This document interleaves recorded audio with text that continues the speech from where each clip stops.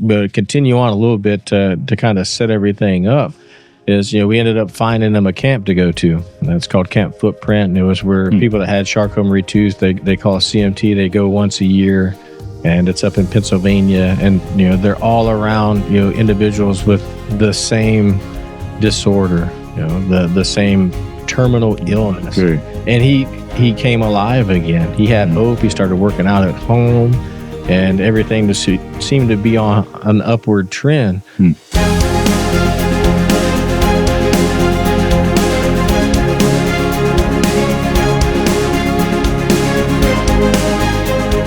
And as he was continuing physical therapy, it was probably around 2021, I would say.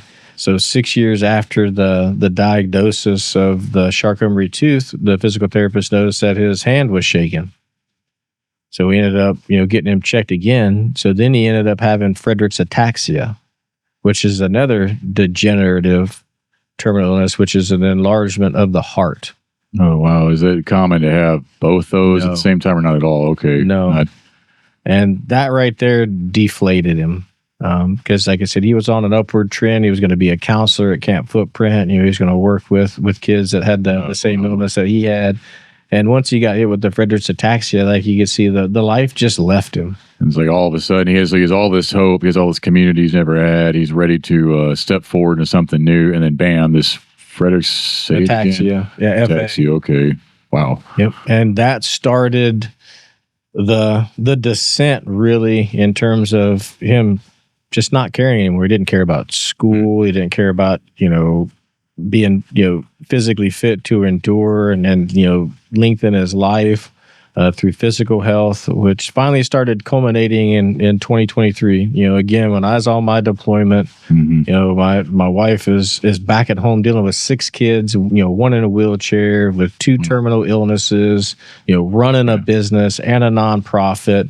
Wow. And, I'll never forget, being in our tent there in Poland and getting a call from her that he had attempted suicide for the first time by cutting himself, and she had to take him and sign him into an acute inpatient care facility.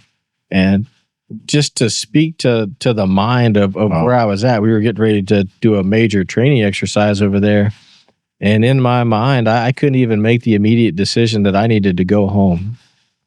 I'm still conflicted on, I need to be here, with the unit that I'm in charge of and do this mission. Okay. And I was conflicted. Luckily, my sergeant major, my battle buddy, had kind of overheard, me crying, and I'm distraught at that point. It's like 3:00 in the morning in a tent. We're all in open tents.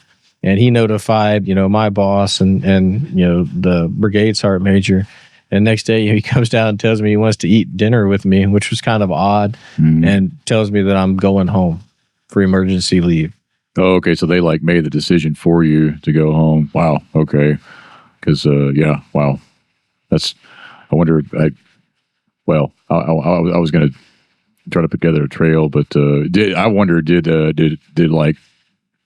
did choosing maybe a career over family before, like we talked about, do you think that affected your ability to process through that time? I'm just curious. Well, I think it kept me out of a lot of things from being a dad, because you look back at my past, the things that I had always vowed to myself, like I'm really in charge, was I'm never going to leave my kids. I'm going to be a good dad. I'm going to stay committed to provide, a better way of life for them than I had as a kid growing up. And in a way I did those things. Right. But also in a way I didn't do those things. You weren't able to, or didn't know to, maybe know how to. Yeah.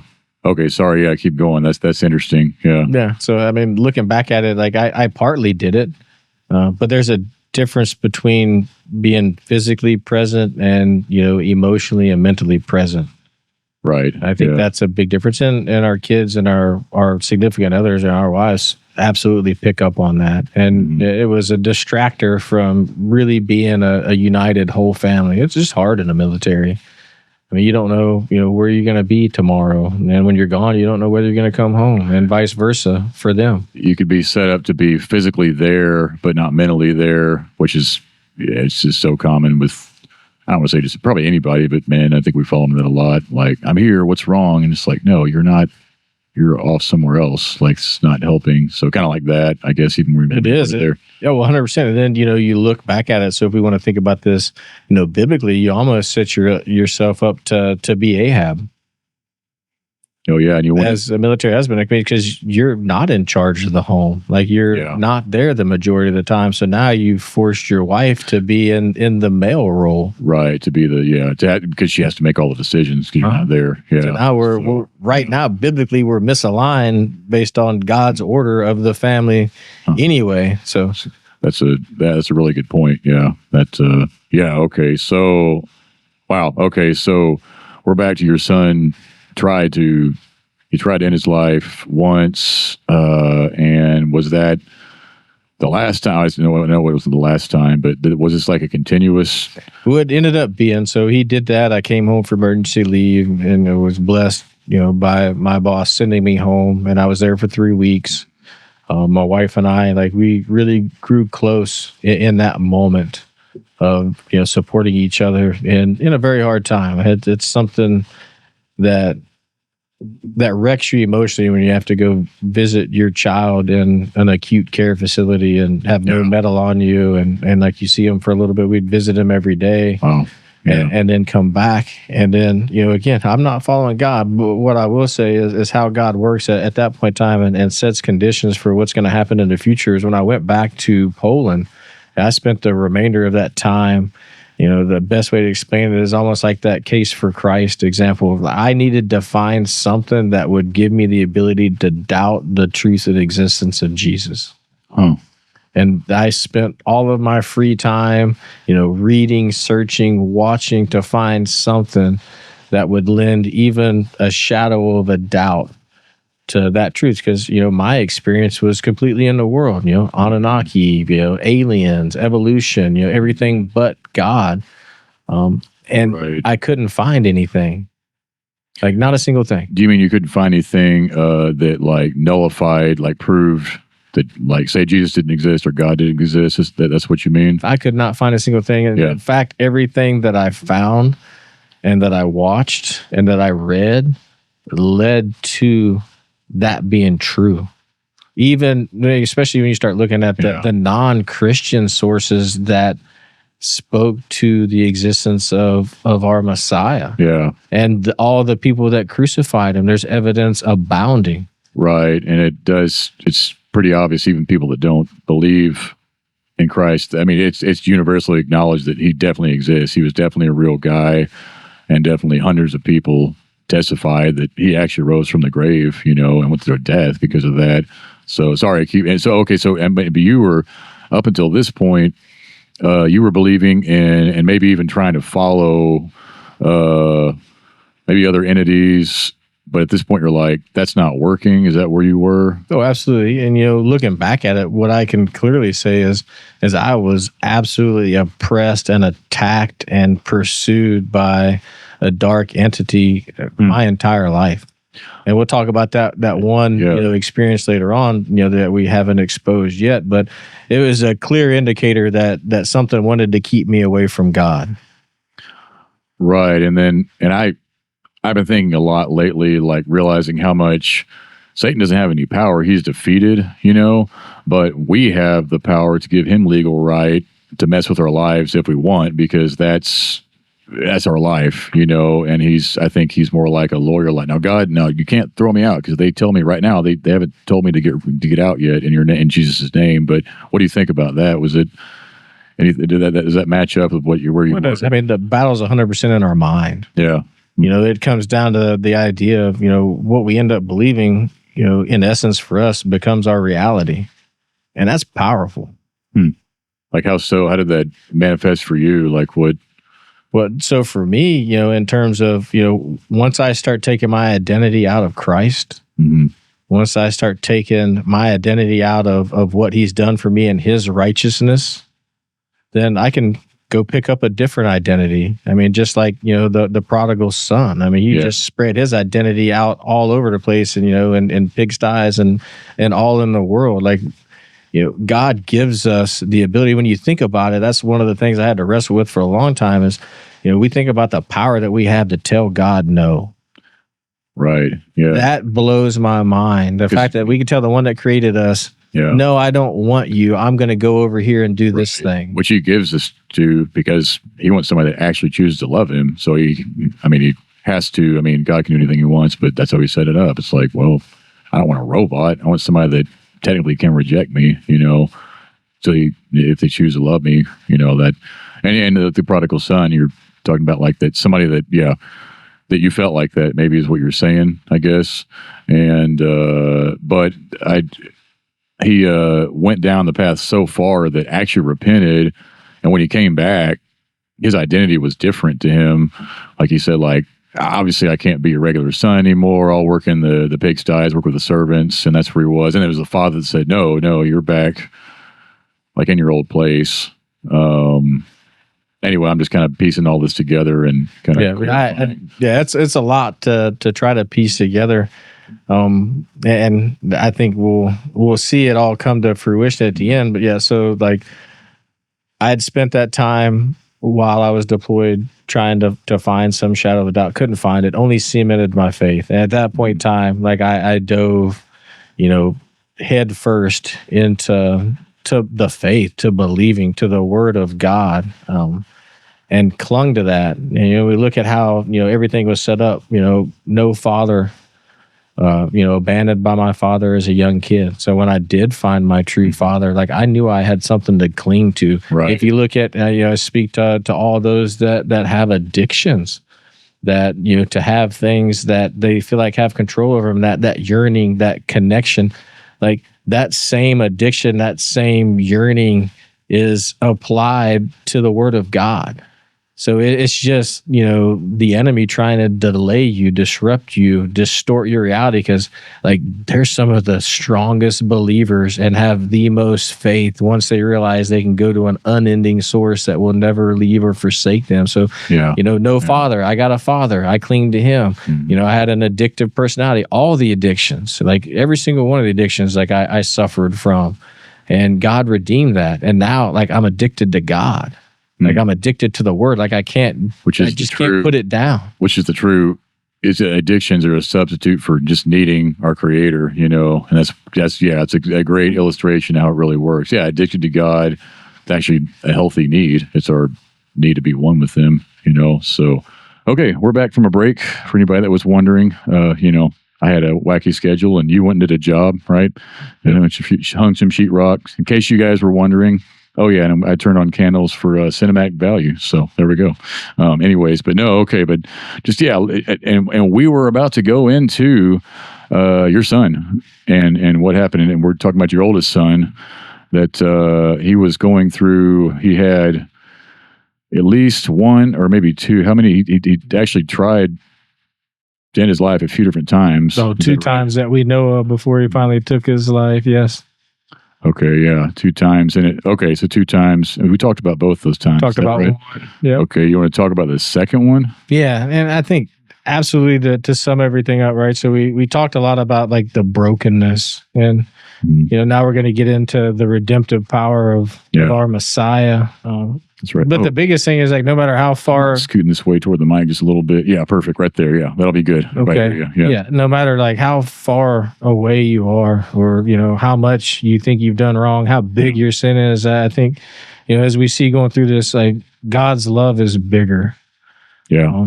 And we start talking about the spiritual warfare and how it manifests itself. Because a lot of us, we're oblivious to it. We either don't know or we deny it. We water down the supernatural aspect of God, even though we read through the Old Testament and we were talking about, floods and angels and demons and, all the things that happen. And we try to think about where it's at now and we rationalize it out of existence, even though it's still there. But it became apparent to us as we were going through this. So, we mentioned, Ryan's first attempt while I was on a deployment. I came back, connected with my wife, spiritually and emotionally going through that hard time. And I went back to really search for a doubt, a silver bullet as to like how God can exist, deny Jesus. And I didn't. It only cemented my faith even more. And then as, we come back and I get back from the deployment. And at that point in time, I'd already known that I was going to retire. That decision had already made. So we're at a pivotal moment when a lot of things were happening at the same time. You look at my retirement. You look at struggling with our oldest son, Ryan, and his mental decline, and multiple suicide attempts. He was a cutter. So that's what he would normally do. The two attempts that he did have were through cutting, where he had to get him and take him in for acute care. And from what I understand, cutting is both meant to, it's not just about hurting yourself, it's about alleviating tension too. Is that right? A little bit. I mean, I think there's multiple aspects to it. And exactly, it's to feel something. Yeah. It can be a release because you've got, all these emotions inside of you that you don't know how to express. They're too much for you. So it's a release, almost like a balloon popping. It's also grounding because you're trying to get recentered back into something. So you cut, you feel pain, and it kind of recenters you.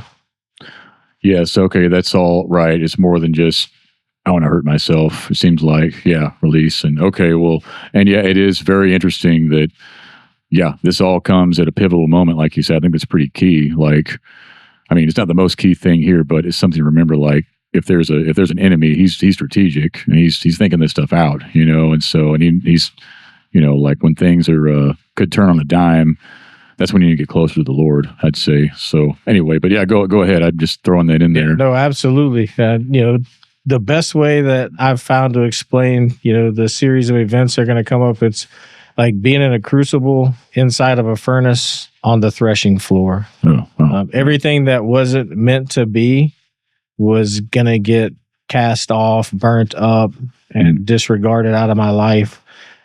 So going through retirement, which I mean is a big thing in and of itself, after a multiple decade career in the military and transitioning, was doing what I thought that I was going to do, which was construction, have my own construction company. I was building tiny homes.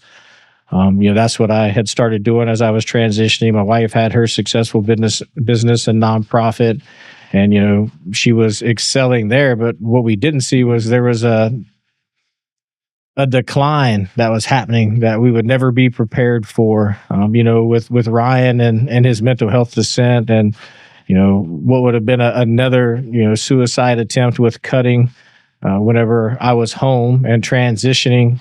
We had to put him into acute care. And this is where we get really spiritual in terms of like, this was like God had been working on me for a while. Because even why, I talked to you about this earlier while I was doing the tiny home construction, I'm in a Bible study. I'm going to church. Like I'm committed now to understand Christ.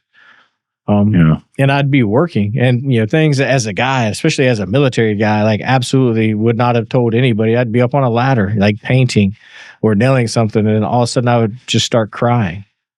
These are things, guys, that you're not used to. These are outside the normal stoic dudeness of being a male in this world. Maybe maybe that be possibly the Holy Spirit kind of working on you? Absolutely was. Yeah. Okay. Yeah, absolutely was. And I didn't even know at the time, to tell you how new I was in my walk. I really didn't understand what was going on. But it was the softening of the heart. It was healing things that I didn't even know were happening. The groanings that that Paul tells us about. Like that's what I was undergoing without even knowing that I was undergoing it. Oh, that's cool. It was like, I don't know what's going on, but this feels like maybe a good thing, or like maybe I'm more vulnerable, or maybe. Yeah, interesting. Yeah, I knew enough to know that it was just gratitude. Like I would even end with that. I was like, I'm really just grateful to be on the side of this ladder at 110 degrees painting the side of this house. Wow. Okay. Wow. So liking your circumstances apart from comfort and circumstances. Yeah. Wow. Cool. Yeah.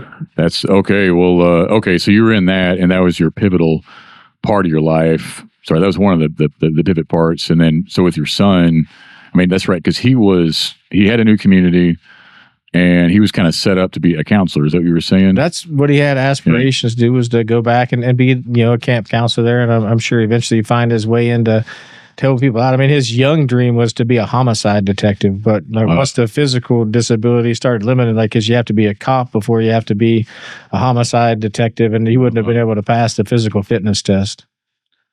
Oh, right, because because of his health. Yeah.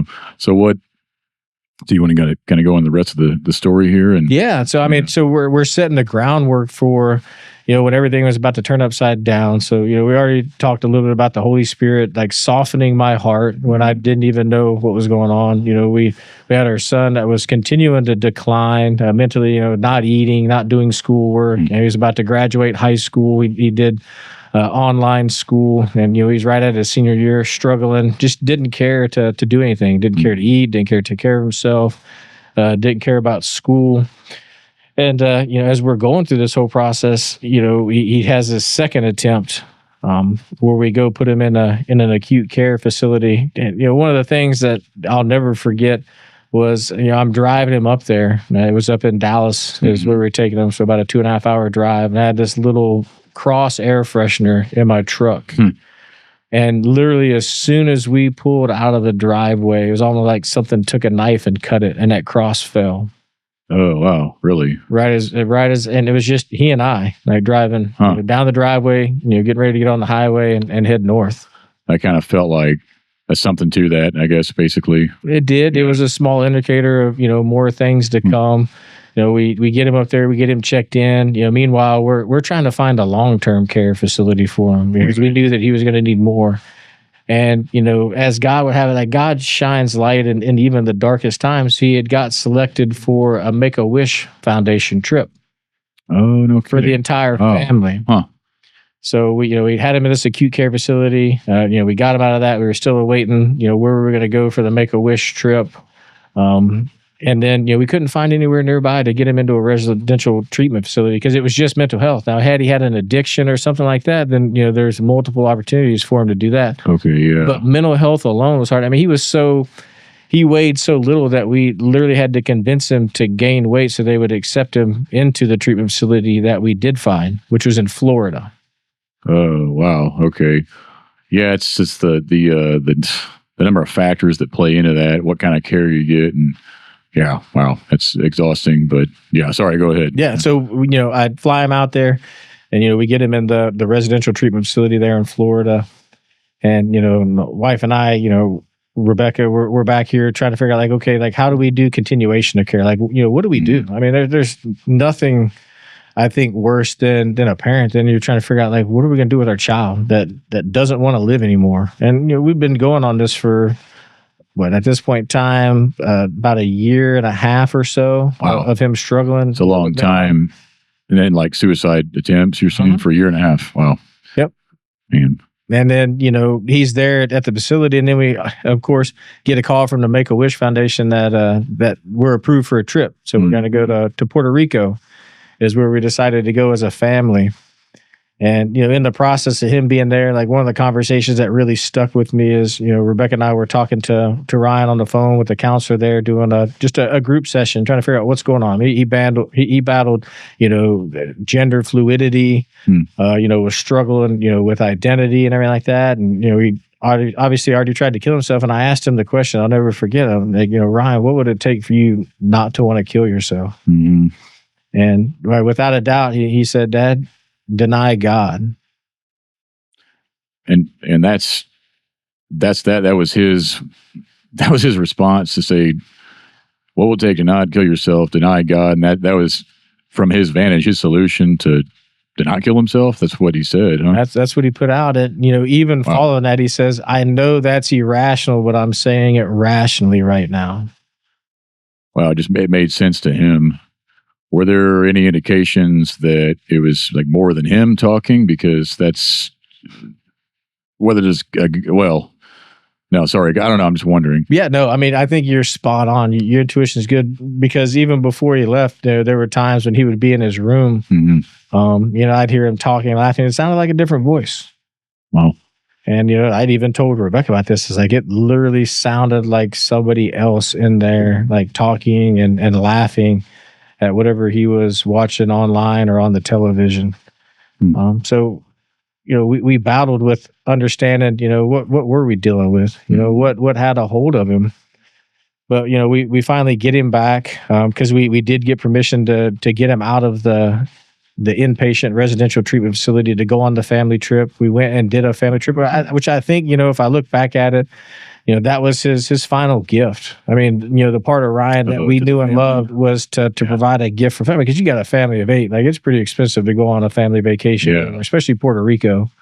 But we went, thanks to the Make-A-Wish Foundation, and we did have some good memories while we were there for 5 days. Towards the end, he started kind of separating, wanting to be argumentative again, almost like preparation for separation. In terms of how he was dealing with the family and how he was looking at things. Wow. So it felt like, I don't want to say intentional arguments, but like they all came from him, and maybe it was like just division for division's sake, maybe, or it was leading up to, something else driving this. So, a protection, right? Because, I mean, no matter what, it's hard to leave your family, and it's not an easy decision, at all for someone to decide to take their life. Because, one thing we have found going through this is, a lot of, and I tell you, the military did it to me. I mean, look at the way the enemy shapes your mind, having been a leader in the military and dealing with, suicide gestures, suicide ideations, and even suicides. The world wants you to think that it's selfish, that the individual is doing it for selfish motives. And I tell you, after having gone to multiple bereaved parent retreats, specifically those with children that took their own lives, is those kids have big hearts. Okay, not a single one of them selfish. Right, and I'm trying to think of like why it would make sense for somebody to be selfish and commit suicide. It's just because you don't. I guess the thought is like you can't handle the world, you can't handle the pressure on you, I guess, and that's why it would be selfish. But they're also taking their own life. So, I mean, anyway, but so you're saying, no, these kids have big hearts. They care about their families, and they wouldn't ditch their families, what you're saying, basically. Yeah, I mean, they have so much care and empathy, but they don't have the ability to process it. They don't know where to go, and they don't like themselves. They basically feel trapped, I guess, huh? Mm-hmm. Yeah. Okay. So, we came back from the Make-A-Wish trip, and, he continued on with outpatient counseling, intensive, here Rebecca is again, taking our 19-year-old son to counseling, multiple times a week now. And at that point in time, the Lord had worked it on me that I was no longer doing construction, because again, everything's happening at the same time. Because I come to find out that, my wife's business and everything that she had going on was actually not making money, was costing us a lot of money. So, okay. So now we start seeing additional external pressures come in. So we got the son that we're struggling with. We don't know what to do. Mm-hmm. I'm retiring, transitioning. What I thought was my dream and plan is now no longer what's going to happen. Because, I pray on it, and, God says, be still. And that happened for about 4 months. As we were going through Ryan, in treatment, out of treatment, trying to figure out what's going on. I'm not doing what I thought that I was going to do for the rest of my life in terms of construction. And then, Rebecca's business was struggling. Found out, we're behind on mortgage payments. We haven't, paid this, haven't paid that. And everything starts stacking up. And then, we finally get to the point where, the day that Ryan did decide to take his own life, which was the day before Thanksgiving, November 27th, 2024. That day we had planned on going and doing a family hike, and we wanted to take Ryan with us, even in his wheelchair, and he had a service dog. But he and Rebecca got in an argument about listening to Christian music in the house. Okay. And, that had him so upset that he decided that he was no longer going to go on the family trip with us to camping and hiking. I'm guessing he didn't want to listen to Christian music? No, he did not. She did want him to. She did. Okay. Yeah. Yeah. So there was a little bit of a battle about that in terms of, why do you have to listen to Christian music in the house? And she said, I'm going to listen to Christian music in the house. And that was enough to... He was telling her not listen to Christian music? He's telling his mom, my wife, to not listen to Christian music in the house. Oh, okay. Wow. Okay. So I was thinking she was trying to tell him you have to only listen to Christian music, but no, he just didn't want her to listen, or anybody to listen to Christian music, I guess. In the house. Wow. And that was what... There's like a turning point, I guess, there. Yeah, that was the one where, he decided that he wasn't going to go on a family trip. So, I took the boys and our little girl, and we camped out. and we'd hike that day. And then that night, Rebecca had went back home because we had animals and horses and stuff, back at the place we lived. And when she went in there, she noticed that Ryan had, thrown stuff all over his room. We had anointed his windows with crosses. He had thrown yogurt on all of the crosses. I mean, the room was a disaster. Clearly upset. But this has been something that we've been dealing with. I mean, we're somewhat desensitized to this. It's kind of normal at this point. Yeah. Yeah. And, she came back that next day because we were going to do that hike on the 27th as a family. And, the mom's intuition kicked in. She's like, I want to bring everybody together. And, we're going to pray. We're going to focus on God today. And a lot about staying grounded, staying rooted. And we went and we hiked at the Colorado Bend, and we ended up at this trail down by the cave. And there was a tree whose roots were exposed because of erosion. And there we gathered together as a family, and we prayed, and we focused on being grounded, and we focused on God and His goodness, and that He's going to carry us through this, whatever it is. She didn't know exactly what was going to happen, but she had an intuition that something was off. And, it was whenever we were driving back home, we were in two separate vehicles. So she had some of the kids, I had some of them.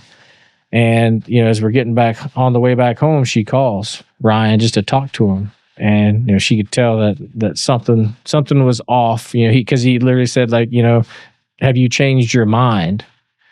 Basically, saying, are you still thinking you're going to listen to Christian music in the house? And wow. You asked her, did you change your mind about the Christian music? Wow. Do you still feel the same way, that you do? Have you thought about the conversation that we had type stuff? And she said, I'm still going to listen to Christian music. And, it started switching to the point, like she would even say that his voice changed a little bit back and forth in terms of who she was talking to when she was on the phone with him that day. Because Ryan did come through a little bit when he told her like the last 5 words that, she remembers him saying, which was, Mama, I don't want this. Like, I don't what's it about to come? Is that what you mean? Or just want our relationship? He doesn't want this pain. He doesn't want this or whatever he's going through, the turmoil, the heaviness, the however, in his mind, he explained it. And then, finally, like one of the last things he said was, don't let the littles come in first. Wow. Which is, this had been a battle drill that we had, for a while, that if, somebody came home, an adult would go into the house if he was there alone first in the event that something did happen. Like, you mean where well, of course you had, a couple different attempts at this point. So you were preparing for it. And I guess this goes into like, it's heartbreaking. And I'm trying to imagine, being interviewed on something like this, but then now, y'all did deal with this for a year and a half, and then it happened. And so, like you're saying, it's kind of the norm. It's just, wow. And y'all, I guess you came back home and. Yeah. So after that, we're again in separate vehicles, kind of coming 2 different ways to the house. And, she calls me and lets me know, she's like, I think something's wrong, kind of recaps a little bit of the conversation with Ryan. She says, like, make sure you go in first. I'm like, okay. Again, I'm used to this. Like, this has been something that's been a norm. We come in, even if he hadn't, taken his own life, he had hurt himself or something happened. Like, we wanted to make sure that an adult had went in first. So we all get there. I leave the littles, which were in the truck with me, and I go to the front door, and as soon as I open the door, like, I could smell the gunpowder. Like, it's very evident that something is different this time than any other time that I've came home and had to check on him first. So at that point in time, I do a beeline, like, right to where his room was, and the door was open. And then I'll tell you, when I look in there, like, I saw him on his bed. Clearly he had shot himself in the head. I could see the gun, still in his hand, had fallen down right there. And, I walk up to him, like, very distraught. That's my son there. That's our child. And I go in there and I grab a hold of his arm, and it's still warm. Wow. I could smell the gunpowder. I knew that it was very recent. But touching him, I could still feel him warm. And at that point, all I could think about, and this is where the power of the Holy Spirit, like, really took over. And all I could pray for was his salvation. It wasn't woe is me. It wasn't, why would you do this? It wasn't what are we going to do now? None of those thoughts were on my mind at all. Like the only thing I cared about was his eternal resting place. Yeah, my heart's crying for you guys. And then that also was going to be, one of my main questions is how do y'all, obviously we believe in the Lord. We believe in that you have to go somewhere, when you're done, you're going to be with him or no. And say, I was going to ask, like, what do you guys think? Are you comfortable talking about that or? Yeah, no, I lead in. God answered that question later on. And like I said, I was probably in there like talking with Rebecca and them for a couple minutes. Was about how long I was in there, and all that time was spent begging the Lord, like almost telling God, like, you have to fix this. You're the Redeemer, like you have to redeem him. Like you're the one that makes a way, make a way. And I kept thinking of that song, Waymaker. Yeah. It's amazing how things are, in your head, or things are brought to remembrance that you need to know at that point in time. That actually just came up in the studio, that song, actually, that we're doing at church here. But anyway, go ahead. Yeah, he's the Waymaker. Yes. So, like, I called upon the power of God. I called upon Jesus. I was like, save our son, like save him. Because especially knowing, the conversations that we'd had prior to, how he felt about God and, throwing yogurt at the crosses on the windows and everything like that. Like, that was a grave concern of mine. That's really all I cared about. Yeah. And it's, that would be mine, at that point. I think it's besides working through, I won't see him anymore. But yeah, if we truly believe that this is not the main life, I always say we get 80 or 90 years here. It's just to figure some stuff out and try to get people to come to Jesus with us. If we truly believe that, we want people, if Jesus wants to take them home, go ahead, they're yours, God. You go ahead and take them. That's what I don't know. Do you identify with that at all? Or yeah, well, this is the temporary. And I think, a lot of us get fixated on, like, we think now is this world is the permanence. This life is what we think of as permanent, but it's, just a blip. Yeah. Like, this is the temporary, the permanence, in heaven with Christ, with God. That's right. And with all the questions about what's the meaning of life or why are we here, and it actually makes a lot less sense for me to say, like, well, this is what we see right now. This is it. That doesn't make any sense to me to say that. I believe we believe in God, we believe in Jesus Christ, but yeah, you would think that that'd be the focus, is like, there's something beyond this for sure. We just know it innately, but the world wants to trick us into worrying about the here and now and what we're going to do here and tomorrow. Yeah. Yeah. And then, to get to your question, so like, I walk out of there, and of course I'm out there with my little ones, and, I let him know that he's gone. And at first, my 13-year-old at the time, he's like, what do you mean he's gone? Like, did he go somewhere? And I'm like, no, like he's dead. Oh, wow. So you went ahead and told. They were all there. They had to, yeah. Yeah, because they couldn't go in the house. We had to call the cops and the ambulance and everything like that, and deal with, hours of that, trying to reconcile in our minds exactly that this is real. Like, this just happened. Sense. Yeah. Yeah. Okay. Shock's a real thing. And then, like that night, like, we were gracious enough to have a family friend let us go and stay at his place, because clearly, like, we were not staying in that house with everything that had just happened. Mm-hmm. And that was our forever home, our dream home. Lots of things were wrapped up in what we were going to do there as a family. And, we go and we're staying the night over at our friend's house, and, his wife, she goes to sleep, and as I'm laying there in bed, I don't know whether I had drifted off to sleep or not, or whether I was, just going to sleep.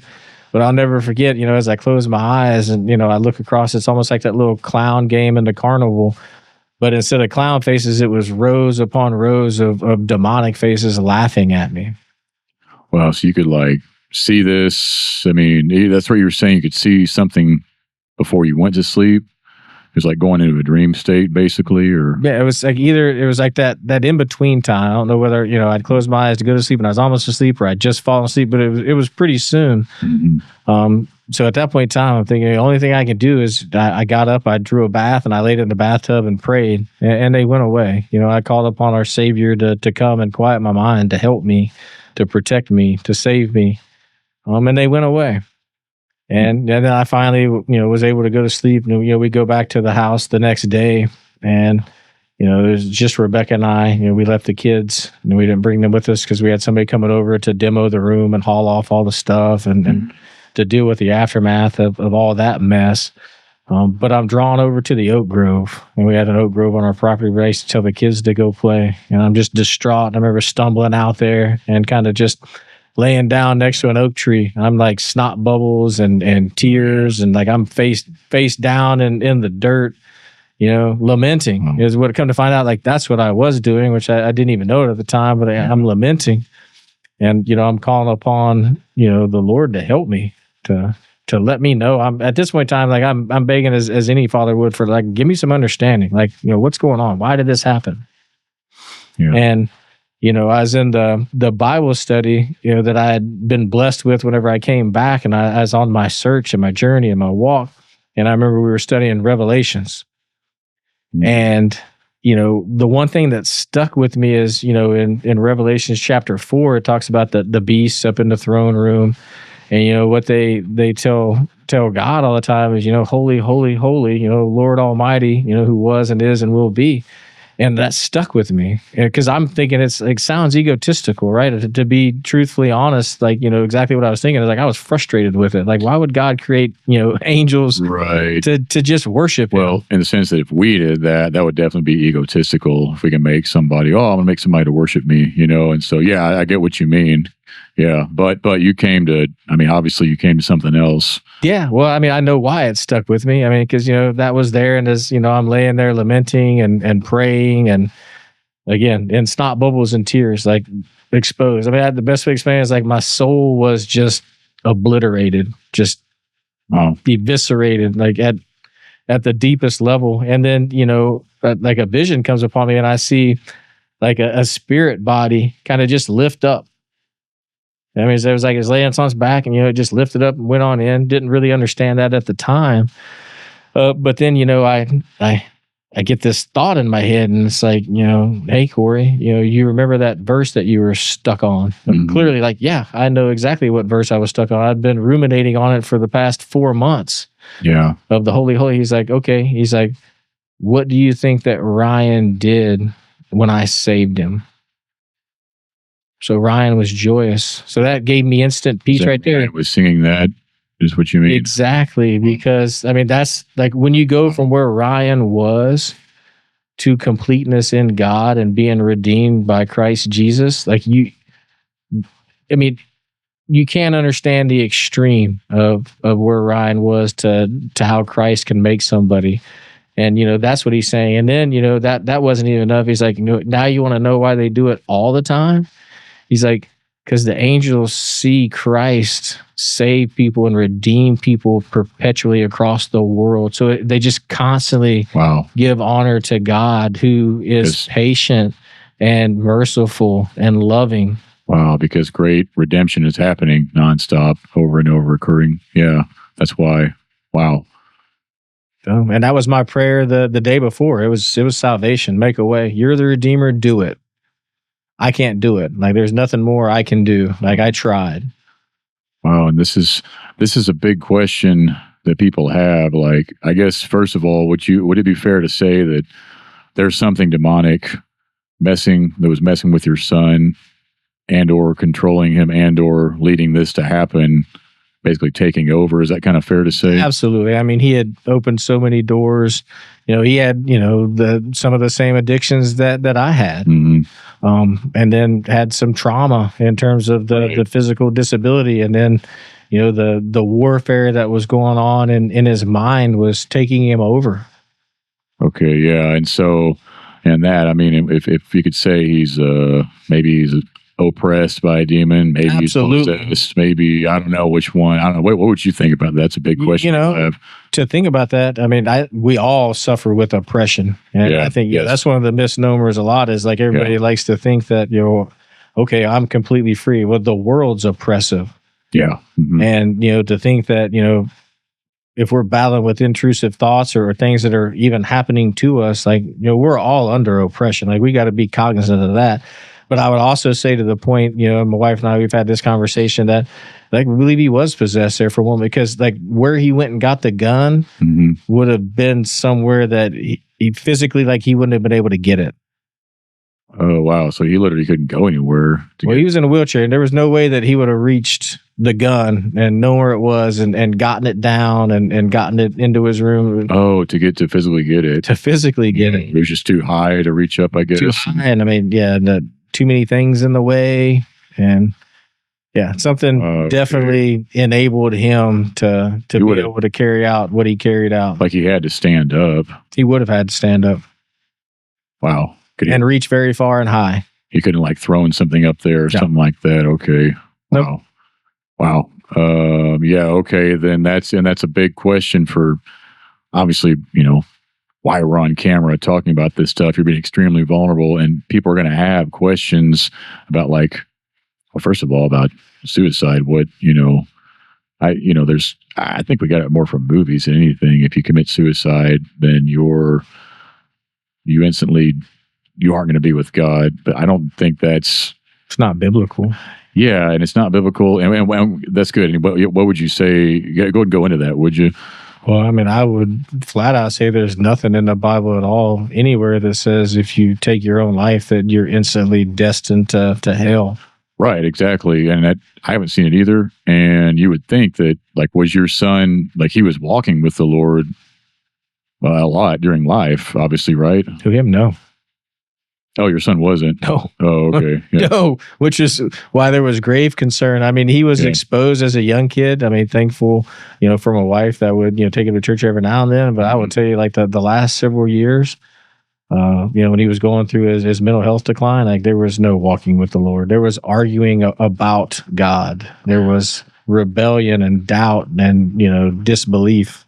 Yeah. Well, I mean, like, in early years, is there any, I mean, it seemed like there's a change at some point. But I don't know. I'm just wondering. I'm just kind of exploring here. Yeah, he could have. Yeah, he could have been exposed. Exactly. How that all came about, and was he saved as a young kid? I mean, he was exposed, and we would take him to church every now and then. He'd be in there. So I mean, maybe he had a prayer at some point in time. There was a conversation that.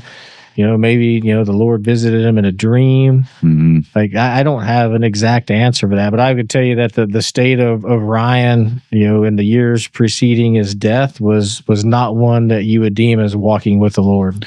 Right. No. And I guess I'm delving into, like, you're saying God spoke to you. And so, what he, I'm thinking about, like, how it worked itself out. Like my first thought was, like, okay, before all this oppression stuff happened, like, he must have made a commitment to Jesus, walked with the Lord. And then there was, like, openings in his life. Like I always think we can know Jesus for sure, but we can make decisions that cut God out of the picture and give the devil, like, legal foothold in our lives, where he's like, well, God, they did this.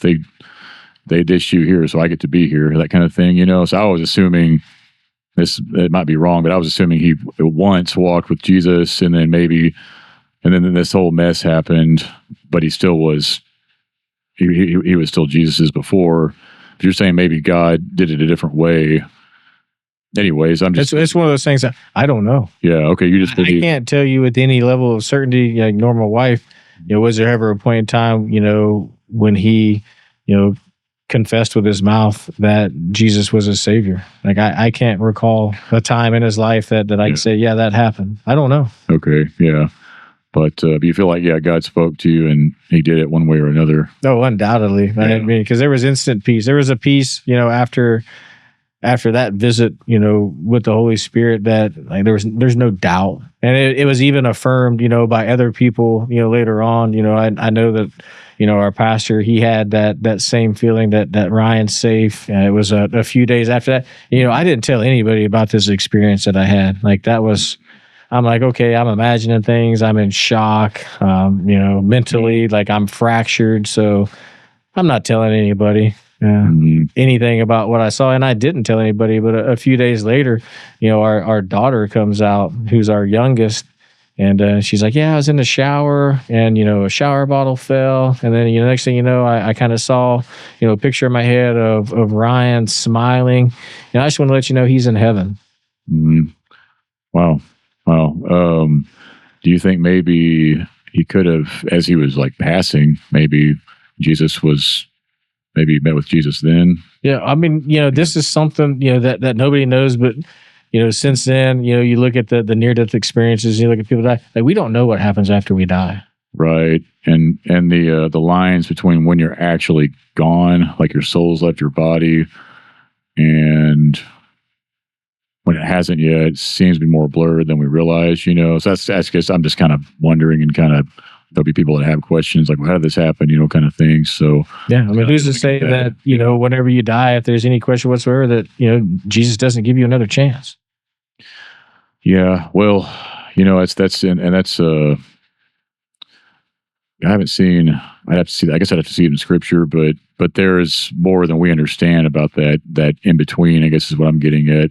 So he knows our heart. Yeah, right. Yes, he does. He does know our heart. Yeah, for sure. Yeah. Well, I guess so. Kind of moving on. I mean, you guys, you picked up the pieces. God obviously led you somewhere from there. You want to tell us about that? Yeah. So I mean, a colorful way to say it, and really the only way I know how to explain it, is really the next year immediately followed. I was almost like a supernatural spiritual acid trip. Was because there's no other way to put words into what I experienced following that. So you got to remember, like, at this point in time, transition, not working, wife's business failing, we're lost our son, and we're trying to figure that out. We're no longer going to stay at home anymore. We end up filing bankruptcy. Like, have no plans. Like, when I tell you, like, everything that didn't belong was going to get, sifted away. We were kind of lost trying to figure out, like, what we're going to do. But God's faithful, and God's there. And, to continue to show how he redeems everything, had that experience, didn't tell anybody. And then, next thing we're on this whole kick about, like, okay, like, what's in my life that needs to go? Deep inside of me, like, in my soul, in my heart, like, there's stuff in me from, growing up that needs to be dealt with. It needs to be redeemed. So it was about a week after, that experience with the holy remembrances. I'm driving home from dropping the kids off at school. And, like, some reason, like, I get this whole idea of, like, generational curse is on me. I'm watching something about generational curse. I'm like, man, and I start thinking about it, like, I'm continuing things in my family that I, said that I would never do. I mean, I come from an experience where, my father left me. I would never do that. Family's important. But at this point in time, I hadn't talked to my parents in 8 to 10 years. Okay. So I basically, just cut them off, because they were going to be, they were my scapegoats for everything that happened to me when I was a kid. So I hadn't talked to them, and then, other issues in my life. And you talk about, like Rebecca and I, like, staying together when, even biblically, she had every reason to leave. Like, she was justified to walk away, and not even scripture could have condemned her. Biblically asked for a divorce, and absolutely. Yeah. Okay. Absolutely. So I'm struggling through all these things that I would have never wanted to do, because they're all, negative things that I experienced as a child growing up.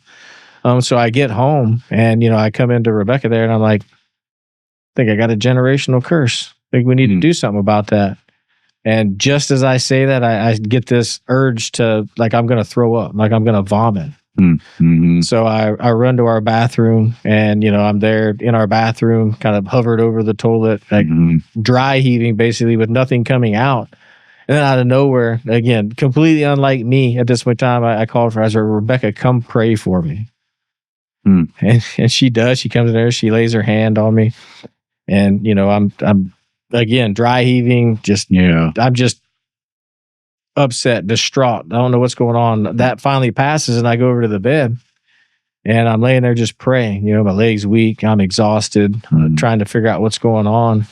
And then, all of a sudden, I get a vision of kind of what's going on, a communication from God. And really at this point in time, like, it's like I'm standing there and I'm staring out into space. And I'm trying to really focus on the planets, because what that meant was I was searching for a why. Like, I wanted to understand why all this is happening right now. And as I focused really, really hard, all of a sudden everything started spinning. And I got the impression of, like, you don't get to understand everything. So I kind of got put in my place. It's like God, that's kind of like, it reminds me of Job. Yeah. You know, God saying, like, well, where were you when I, you know, laid the foundations of the earth, and the 100%. God shouted for joy, and I made the behemoth, and just made the whole world. And so it was kind of like that, where he was like, I did all this. You don't know anything about this. Gird up your loins, boy. Yeah. Yeah. Exactly. I mean, I spun around, and I like absolutely, and I completely understood that, like, I don't get to know everything. I'm not God. And, you know, at that point in time, then I'm kind of like taken up to where I see like a bunch of clouds, like just shining, you know, I see like a little gold wisp image kind of go off to the side, and I'm staring, you know, there's nothing but, you know, shiny, just glowing clouds everywhere. And then, you know, all of a sudden, you know, my attention is taken to the left, and there's like a wall of clouds. And in that wall of clouds is a big black triangle pyramid looking thing. And I'm in awe. I don't know what's going on, you know, what's happening. You know, we're less than a month away from when we lost our son. And, you know, the only impression I get at that point in time is fight. And, you know, then I'm kind of pulled back and drawn down a little bit. And then the most profound thing was how close heaven was to earth. Like, it was so close. And that's come to mean, you know, multiple things. It's not like I'm able to tell the future. It's a communication tool. But, you know, that dark triangle was signifying that, you know, the presence of God, like, he mourns when we mourn. Like, he feels what we feel. Yeah. What did you feel like the dark triangle was? Or was mourning. Oh, it was mourning. Okay. Oh, wow. At that point in time, emotional state. I'm close. I'm right here with you. Okay. I mean, because the worst thing I'd, you know, want to do at that point in time is to become isolated. And, you know, that, you know, it was mourning, and how close he is. And, you know, I tell Rebecca, who's right there with me, because, again, you know, the first experience I had, I was by myself. I wasn't going to tell anybody. That was mine. I'm scared to tell somebody. Yeah, because you had a vision. You see heaven and earth, I guess, because first you see everything God created, and then you see there's this triangle, which is God's emotional, but mourning. God's almost mourning, like, I mean, it felt God's presence. I mean, really what it was, because I was struck. Like, I mean, a feeling that's indescribable in terms of, like, you can't move, you can't do anything, like, you're in awe. And, you know, that, you know, a true experiencing of whenever it says in the Bible, behold. Like, yeah, you can't understand how awesome his presence is. It just freezes you. So then it was mourning, you know, is what I found that was, and he's close, and fight, which I didn't understand at that point in time, like why he said fight. But I tell Rebecca, and I let her know. So first experience, I didn't tell anybody. Second experience was with Rebecca. And at this point in time, I've come to, you know, there are only two conclusions as to what's going on. You know, either I'm like demonically possessed, or like I just literally like went insane and I need to go somewhere because mentally I've just fractured and I need to be put into an asylum or something somewhere. So I didn't know what to do, and I'm sitting there praying on it, and I'm like, okay, what am I supposed to do? And, you know, luckily he gives me, it's like, well, you need to tell, you know, a religious person, an elder, or somebody that you trust, and go there. Go to the elders and get prayed for, which is something. Which is biblical. You know, if somebody has a sickness, you go get prayed for. Yeah. So you did that, I guess. You went to... Yeah, well, the next day, so literally like that whole night, you know, I'm praying, like I'm trying to prepare myself for the worst. Like I have no idea what's happening right now. And, you know, the next day I go and I drop our kids off. I drop our high schooler off. And I was going, and, you know, there are two people, you know, the guy that led our Bible study and our pastor. I'm like, okay, you know, God, like I need to talk to one of these. These are the only like two senior people that I trust to help me understand what's going on. So I'm back and forth, you know. which one am I going to talk to? And then before I could even get out of the high school parking lot, I see our pastor drive by after dropping, his child off at school. I'm like, okay. I mean, it couldn't be any clearer than that in terms of like God making a way. So I immediately call him and I let him know. I was like, I need to talk to you. I mean, he's obviously aware of what's going on. That's a pretty sensitive time. But I was like, I need to talk to you. I need to tell you something. And, he's like, okay, that's fine. He's like, I'm just got done dropping. I was like, I know, like, I've already seen you. I'll be at the church waiting on you. Mm-hmm. So he has to go turn around and come back. And, I'll never forget sitting there in the parking lot and I'm praying. I was like, God, like, let me be bold. Let me speak truth. Like, I'm going to trust you with the outcome. Mm-hmm. Like, whatever happens, it's in your hands. Try to control what his reaction or whatever. And don't let me, worry about what's going to happen. Mm-hmm. Like, I got to completely put it in God's hands. Whatever happens is going to be his will, not mine. And I'll never forget, he pulls up beside, I get out, I hug him and I'm like clearly distraught because again, like I'm in my mind, I'm thinking either I'm like demonically possessed because that's my background, right? Like I'd walked in the world for decades. Like I used to watch every horror movie, like all of that stuff. Like that's where my frame of reference was to get you.